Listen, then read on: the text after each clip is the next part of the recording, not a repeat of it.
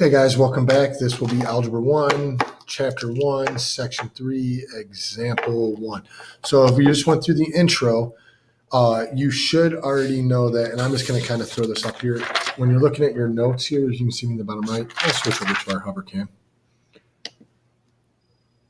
You should have your notes right here for 1 through these steps. I'm going to be following through these if I can get my stuff to focus in at any point, but you have your notes in front of you. These steps are how I'm going to be stepping through all of these, okay? So make sure that you're following this order every time, okay? And with that being said, let's start jumping in through this, okay? So I'm going to show you, and we're going to go through the steps. Remember, you're not going to use every step every time. So we're going to find the solution to this. Now we have a variable on both sides. First step, simplify both sides. There's no distribution. Don't see any parentheses. No distribution here. Step 1A is done. 1B, combine like terms. These are not like terms. This is a 10, that's an X, not like terms. Remember, if they're on opposite sides of the equal sign, they are not like terms. So now we're on step 2. Get the variable on one side only. So all we have to do is make sure that we have to remove one of these. Just a tip, I always remove the smaller one to get rid of the negatives, but sometimes it's easier just to get rid of whatever one you want. So just to get the work going, they get rid of the negative 4x, okay? That's fine. You can do it in any order. I'm going to add 4x to both sides. I'm left with 10 equals negative 5x. Now, this is a problem that we've already seen. This is back to 1, 2. The whole point of 1, 3 is to get the x on one side, and then it looks like 1, 2. And then in 1, 2, you get rid of one term, then it looks like 1, 1. Do you see how we're going to keep using this concept of equivalent equations to rewrite it to make it in an easier form that we can deal with? Every step should be making it easier to deal with, okay? And then the last step, divide each side by negative 5, and we are at x equals negative 2. If you remember from the intro, this is our typical problem. And we can go back. We only have one solution that works. For this statement to be true, it is only true whenever you plug in a negative 2. Okay? And then we can check it by plugging it in. 10 minus 4 times negative 2 should equal negative 9 times negative 2. And when you multiply both sides or simplify both sides, but 18 equals 18. Check, we are good, okay? Now we can go on to example 2. This one is a little bit tougher, but again, you go back to your steps to follow. And sorry if I went through quick on that last one. You can pause this as you need to. There won't be monitoring progress. There is monitoring progress after this one, but there isn't so far. So now we have to look. Steps to follow. Step 1A, distribute. And I just want to look at this side. You can pretend like this side doesn't exist for right now. I'm going to distribute this 3 through, and then I'm going to distribute that 1, 4 through. But I'm going to do one at a time. So as I start distributing, I wish they would have it right here.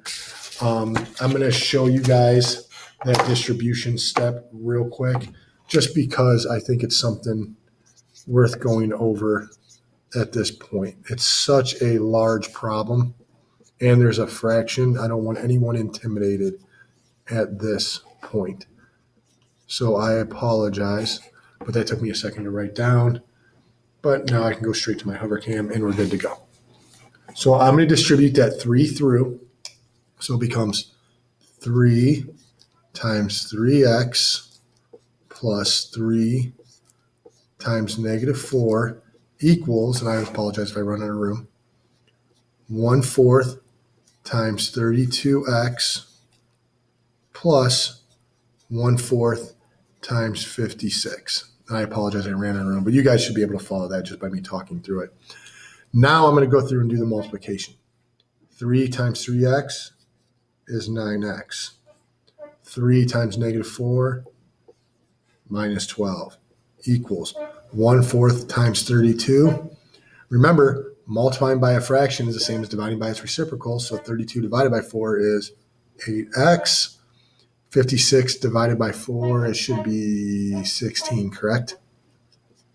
I sure hope I'm right because I'm going to look pretty dumb when I click back. So it was 14. I'm actually really embarrassed. 6 divided by 4 is 4, not 24. So sorry about that. That should have been a 14. I'm changing that right now.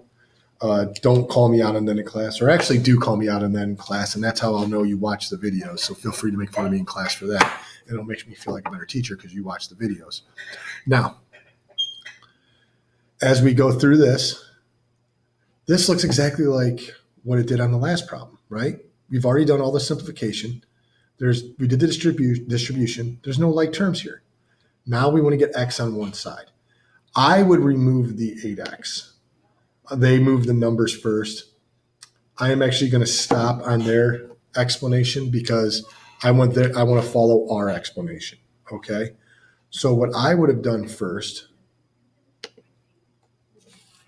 I would have gotten the x's on one side. It's the better method. Believe me, it's the better method. So I'm just going to get rid of the 8x on each side. So now I'll be left with 1x, but I am not writing that 1, minus 12 equals 14. Okay? Now, final step, get rid of the minus 12. Add 12 to both sides. Now I'm at x equals 26. Okay? Please, please, please follow our steps. Move the variable to one side first.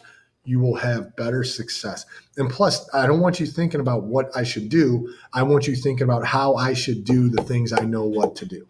Okay? So follow your steps.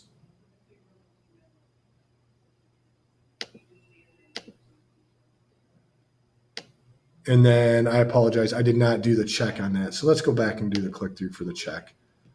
So their steps would look a little bit different, but you'll see you'll get the same answer no matter what. The